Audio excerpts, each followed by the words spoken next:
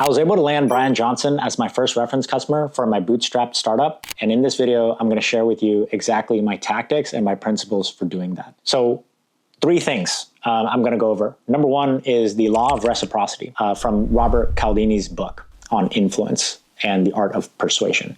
So Law of Reciprocity is super important. Number 2, trying to figure out where I could fit in to his mission and contribute overlapping skill sets that maybe he needs. And I'll go over exactly the tactics how. And number 3, once you've stacked up enough and you've done a lot for the person that you want to make an ask of, and you'll feel this, and I'll share with you how you kind of qualitatively assess that, then make a very intentional and targeted ask and make it very easy for them to say yes.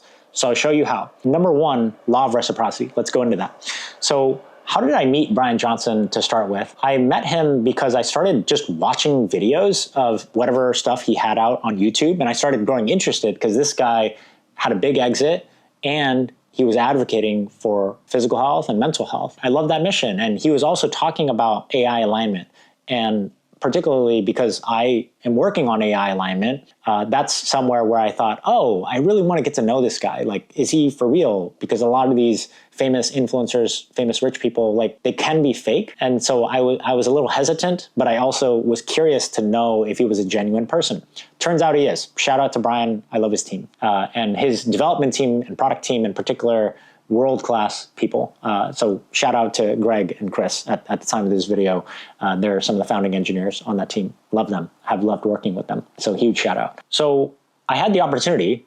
So luck is where opportunity meets preparation. I love that quote. So I had an opportunity to go to a dinner of his, and this required some capital that I was willing to spend and just meet the guy and see. I had no like plans to like make an ask. I didn't even know what a partnership would look like or that he would be a first reference customer for my startup, Epistemic Me. But I thought, I just want to associate myself with other founders who are getting after it, trying to do big things in the world, change the world for the better, and also have a mission for longevity and health. And doing it in a way where, doing startup life in a way where you don't have to compromise your health and longevity goals. You could be your best self from a health perspective and be your best self from a founder perspective.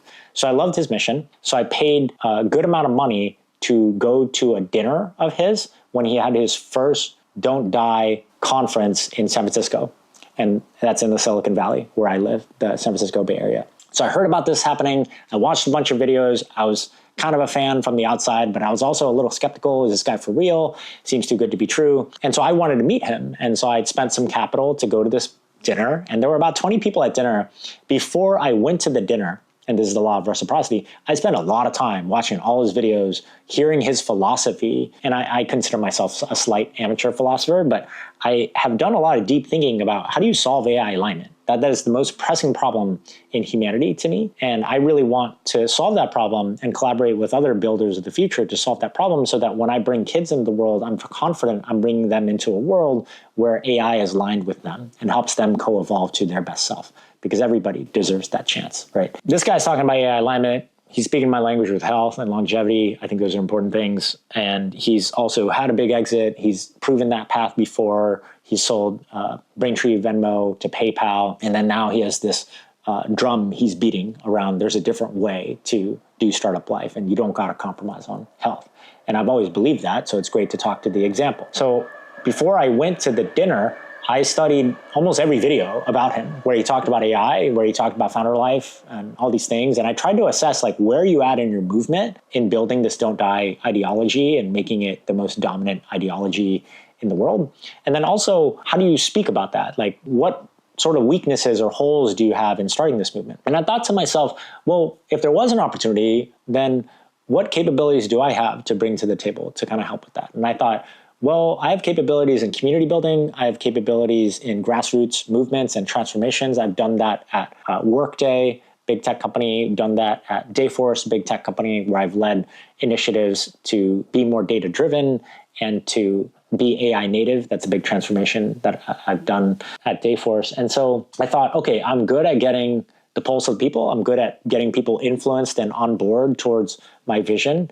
And so perhaps I could start local SF Silicon Valley chapter for Don't Die. And I'm probably assessing that he's in the talent acquisition phase of he's trying to get the right talent on board into this movement, his startup for Blueprint. And we live in the constraints of capitalism. So he's got to like build runway, get a good run rate, and then try to propagate this ideology. So I studied the ideology of Don't Die, and I started getting involved in his community kind of ahead of time, just online. He had a Discord. I joined that. I was like reading through things, and I assessed where he was kind of at. So I had language to talk to him from an informed standpoint when I met him. And my goal was just to meet him and make a decent impression, and then hopefully make that the start of a relationship. And I didn't know where this relationship would go, but I just thought if I could just help this guy with a mission that I believe in, AI alignment and healthy founders, spreading more longevity knowledge across the world in a free way, that would make me feel good. So the law of reciprocity says the more you do for somebody, it is in our nature when somebody does something for us, humans, it's just the way we are wired, then over time, you're going to feel compelled to help out the other person. So my thinking was, I'll meet him, I'll make a decent impression, hopefully evolve that relationship from there. So I met him, I said these things, I was like, I think you're in the talent acquisition phase of this ideology, and you're probably looking for the right talent, and perhaps you need some community building, grassroots movements kind of skills. And I positioned myself as somebody that could help with that for free. I didn't ask for anything. And he was like, that's exactly what we need. Cool, let's exchange numbers. And so we did. And I also was also wary that this guy's super busy, he's trying to change the world, super important dude, so I'm not going to bug him a lot, but I'll just try to make his life easier because I believe in his mission. I want to help out. So I had this really genuine desire to just help. And this was, September timeframe of 2024. 1 month later, I had a pretty good informed thought and perspective on how do we actually solve AI alignment. I believe we solve AI alignment by solving the N=1 personalization problem. What do I mean by that? What I mean by that is that we change. So how can AI understand us if we are constantly changing? How can there be a software system that actually tracks the drift of a human's model of self as the human, like me, goes off and experiences new things, like starting a startup, joining the Don't Die movement, things like that. That changes who you are because you are what you do. You're not who you say you are, you're what you do. You're the accumulation of all your habits. So from that first principle take, I started looking into things like neuroscience and Carl Friston and computational biology, like Michael Levin's work around predictive processing, and the free energy principle by Carl Friston, who's a leader in the field of neuroscience. And I started realizing the probably core primitive here is beliefs. How do you track somebody's belief systems over time? And I thought that that would be the key to solving AI alignment at scale. I also thought it could be the key to building great products because the future is moving towards every company having some sort of AI footprint.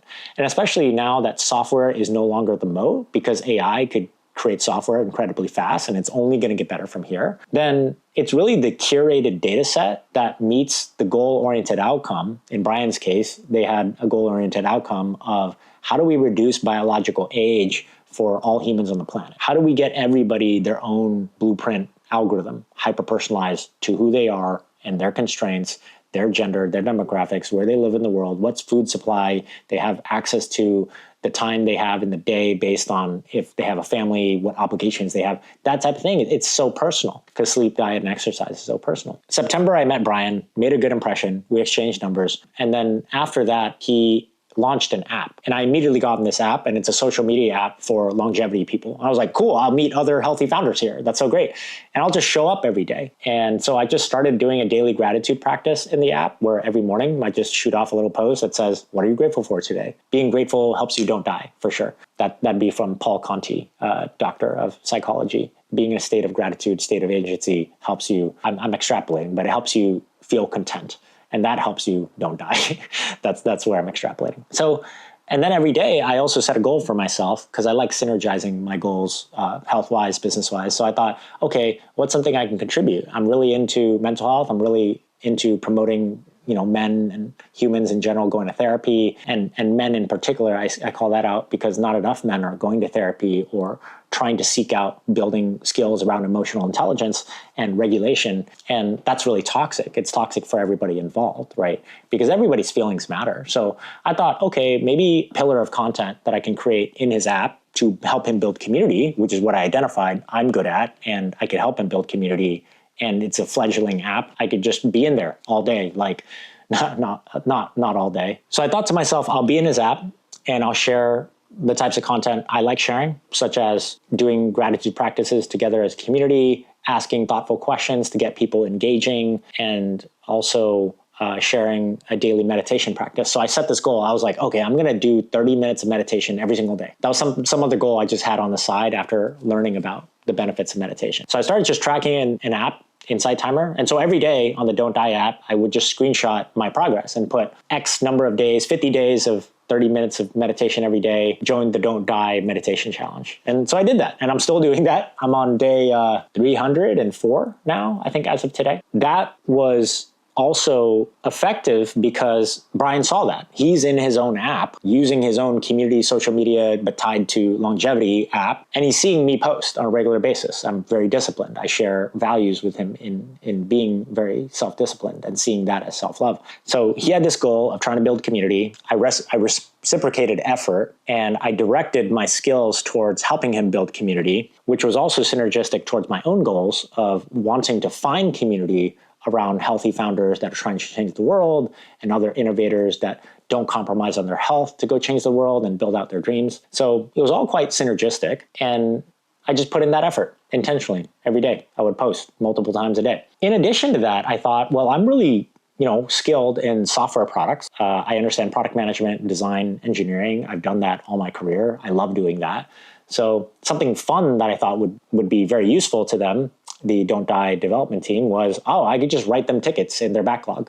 So they had a little canny.io product roadmap like feedback log. And so anytime I saw a bug, because I was using the app anyway, I would just log a screenshot, type in a user story of the bug, and just throw that into the backlog. And then whenever I had feature requests, just did the same thing. And so I just started building community within the app. I started engaging with community, helping their development team understand maybe the higher priority features that would streamline retention, acquisition, retention, referral, engagement. And then that led to, so September, I met Brian. October through December, I started just posting the app every day with those discipline habits, building community, helping them build out a prioritized backlog. And then January, I had another opportunity to meet Brian in person. And at this point, the development team, I had met with the development team because, shout out Greg, he wanted to meet up. And I was like, hey, have you guys thought about building AI Brian? I just DM'd him on the app. And he was like, yeah, definitely. That's something people are asking for. And I thought that'd be true because I had done a lot of user research. I've actually talked to a lot of Don't Die users at that point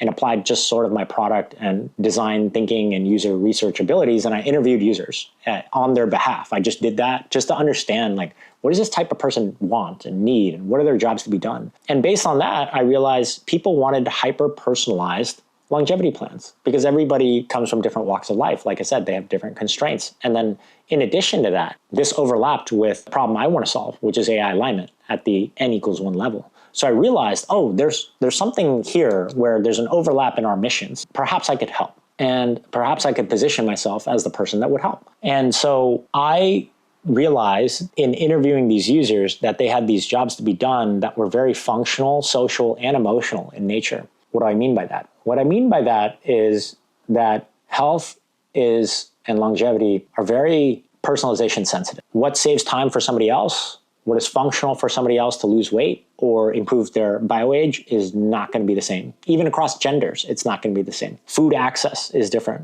depending on where you're at in the world. Sleep, diet, and exercise are also all very personal and very emotional. And part of your longevity health is the pillar of community. So all of it is personalization sensitive, is what I would categorize that as. And this is when I was starting to bootstrap the startup. I met my co-founder. He was actually in the Don't Die community, so also super synergistic.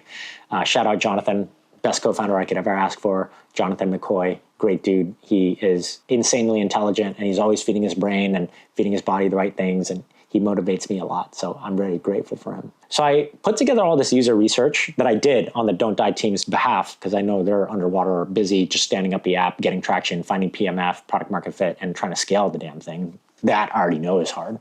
So I did all this research for them. I got on a call with Greg and I was like, hey, this is how I think I would build AI Brian if I were you. This would be how I look at the LLM architecture. Here's some user research that I have done on the jobs to be done after talking to users and looking at what people post on the Blueprint subreddit, just doing tons of analysis. I spent dozens of hours putting this deck together for them just for free because I thought we have shared missions, we have shared values here, and I want to help you out. Didn't think about asking for anything. And so his dev team after that really enjoyed working with me because I put in effort, and that is that law of reciprocity that I mentioned. So now we got through law of reciprocity. Number 2 is kind of piggybacking off that, but I realized a need he had was community building. So I did that. I helped build his community by actually being in there every day posting, like I said. And then after that, I just used my product skills for software products and then analyzed, well, how do you make this app better from a retention, acquisition, referral, revenue perspective, and gave them a bunch of user research and synthesized it with my own expertise and just delivered a really nice slide deck for them on about how I think they might go about scaling their mission towards more and more Don't Die members and customers. So I did that, and then his dev team started talking to him about me, I think is what happened, because I texted Brian around December and I said, hey, Brian, I know there's a summit going on in LA. I'm going to buy another dinner ticket just to meet up with you. I've been talking to your dev team. Could I show you what we've been working on? AI Brian, and some of the plans there. And he texted back and said, yeah, that sounds really cool. Dev team's been talking to me about you. Perfect. And so I thought, oh, cool. Yeah, all my effort is being recognized. And so that was when I made the ask. That's number 3, is like know and feel when you've done enough to where you can make an ask. This ask was low-hanging fruit. It's like, I'm going to go to you and just hear out my idea, and I've already gotten your dev team on board. So I made it super easy for him to say, yeah, because he sees me in the app every day, exercising the values we both share around discipline, doing my daily gratitudes, bringing community together, meditating every day, taking care of my health, and then also helping his dev team with the product roadmap and research and the backlog and just taking things off their plate, making their lives easier to build the best application ever. January rolls around, and by this point, we had a demo of what an AI Brian would kind of look like with a sample LLM architecture. That's what me and Jonathan had built at that point. And I meet him at dinner and then his conference, the Don't Die Summit, met a lot of awesome people there, other founders that are trying to get after it with their health and change the world. Had a great time. Brian throws a great conference and his team does a wonderful job. Shout out to his team. And I was able to pitch Brian the AI Brian vision. And I really curated this deck. It was singularly the deck that I have spent more time on than anything. Because I thought if I could land Brian as a reference for my technology, which solves hyper-personalization at the belief level for this N=1 longevity problem to reduce biological age, which is their team's goal-oriented outcome and their moat. That's what I ascertained from talking to their user base and then just reading the markets and seeing where the AI landscape is going to go. And then I thought, okay, I could position us as we are just open source because we believe AI alignment should be something we all work on together as builders of the future. And then I also, it's like very easy to say yes to that. It's like I proposed all these designs. I made the designs myself, proposed the architecture, proposed the revenue model that would make them money. And something in software products too is like you always want to be positioned as the revenue generator, not the cost center. You're not trying to save time or whatever. You're trying to position it where ideally this would lead to a higher multiple for you as a startup. So any startup founders out there that are building software or technology, you want to be in the revenue generating category. I help your CLV go up. I help your customer lifetime value go up. You could build products on my product to sell to your customer base that would make you more revenue. That's going to be a way easier thing than like in budget cycles and planning cycles. It's like, oh, let's buy this software that saves us time. Way easier to be like, let's buy this software where there's clear line of sight to making more money. And so I modeled it out. I asked users like what they would pay for an AI Brian and things like that. And then I modeled it out like, well, if you built this and solved the number one concern, which is this personalized to me, which is where our technology comes in, then you can make X amount of dollars, Y amount of dollars over time. I pitched it to Brian in person, and he was very thankful that I came to LA and came to the summit. And he said, Robert, thanks so much for coming. I've noticed you in the community, and it totally seems like we share values. And I think that's very true, actually. So another lesson there is really just help people you want to help. Don't be like nefarious or manipulative about it. I wasn't at all. I just genuinely wanted to help the dude because after meeting with him, I could see that he was a genuine guy. I met him and I told him, I have struggles with getting my parents and my brother on board with longevity goals. Can you make a little selfie video with me? And he did it. The very first time I met him, he made a little selfie video with me to try to convince my parents and my brother to become healthier. And that's when I was sold. This guy is legit. He just wants other people to be healthy and their best selves, which is a big part of my mission. I believe everybody should deserve the opportunity to become their best self. So do it in a genuine way. And so even just 3 slides into this heavily curated deck, how we might help to spread their ideology of don't die across the world and build this awesome revenue generating AI Brian product. That was the initial plan. All plans change, and the plans certainly changed. We got AI Brian after that into a closed beta with hundreds of users. Really awesome. Shout out to Brian's Don't Die development team. Really great people. Some of the best engineers I've worked with. So he said yes in that pitch. He said yes because he saw a clear line of sight. He probably saw that I did all this work to help him build the community. He heard from his development team that, hey, Robert's a cool guy. He's done all this research and did a lot of user interviews and stuff like that to help inform our direction and prioritization of features. I just leveraged my skill sets and capabilities that I saw that they were missing and tried to take work off their plate so that they could build the best product ever and build the best community ever. I just tried to help. And then I made that ask. And so we just got into a weekly meeting with their Don't Die development team. And then fast forward, months later, they became our first reference customer. And we got a testimonial from their founding engineer, Greg, on our website. So then that's led to many more things like other sales pipeline and other customer contracts and stuff like that. It also has led me to just meet other cool people, which is really great. And I don't know where these doors will go, but